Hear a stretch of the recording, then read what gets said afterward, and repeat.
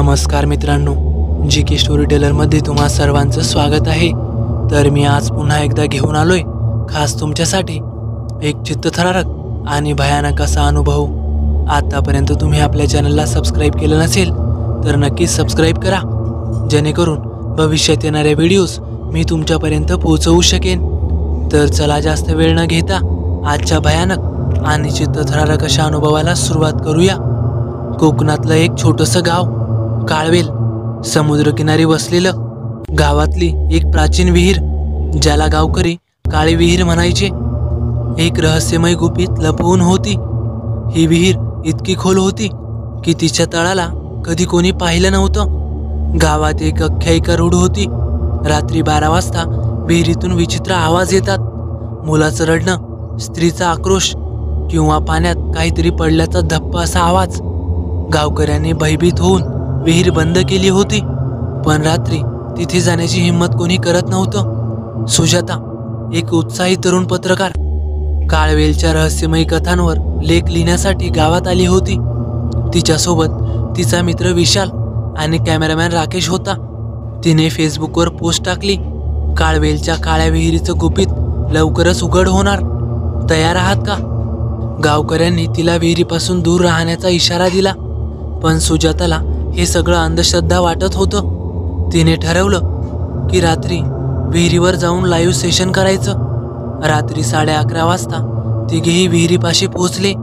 विहिरीवर गंजलेलं लोखंडी झाकण होतं, ज्यावर रहस्यमय नक्षी कोरलेली होती। सुजाताने लाईव्ह सुरू केलं, हाय फ्रेंड्स, आज आम्ही काळवेलच्या काळ्या विहिरीपाशी आलोय, तर चला पाहूया इथे खरंच काही भयंकर आहे का?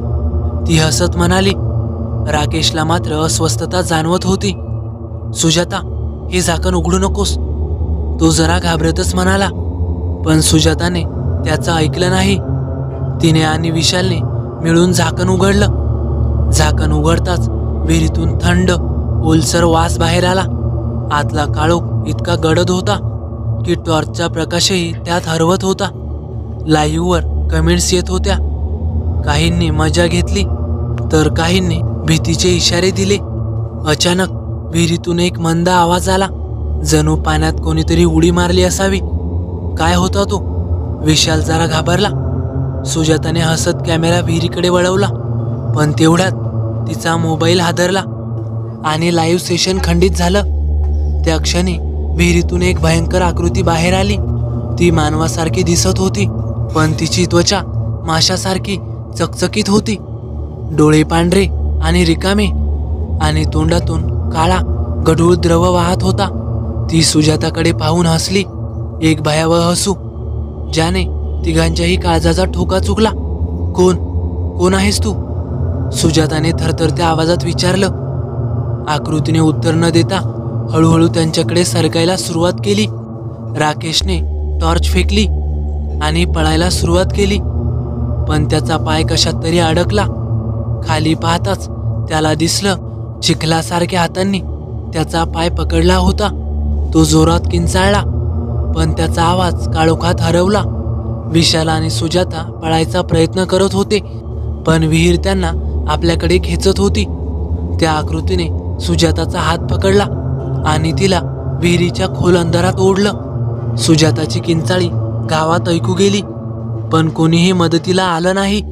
दुसऱ्या दिवशी गावकऱ्यांना विहिरीपाशी फक्त सुजाताचा मोबाईल आणि राकेशची टॉर्च सापडली। मोबाईलमध्ये लाईव्ह सेशनचा शेवटचा भाग रेकॉर्ड झाला होता। त्यात ती भयंकर आकृती सुजाताला विहिरीत खेचताना दिसत होती, आणि मागून अजून अशा आकृत्या पाण्यातून बाहेर येत होत्या। त्यांच्या चेहऱ्यावर भयावह हसू आणि पांढरे डोळे कॅमेऱ्याकडे रोखलेले होते। गावकऱ्यांनी विहीर कायमची बंद केली, पण रात्री 12 वाजता तिथून अजूनही भयंकर आवाज येतात। गावातली मुलं असं सांगतात की कधी कधी झाकणाखाली खटखट ऐकू येते, आणि जर तुम्ही खूप जवळ गेलात तर ते काळे चिकट हात तुम्हाला पकडतात आणि खोल अथांग पाण्यात खेचतात। तर मित्रांनो, कसा वाटला तुम्हाला अनुभव? आवडल्यास नक्की लाईक करा, कमेंट करायला विसरू नका, आणि हो, आपल्या चॅनलला सबस्क्राईब केलं नसेल तर नक्की सबस्क्राईब करा, तर चला भेटूया पुढच्या व्हिडिओत. धन्यवाद.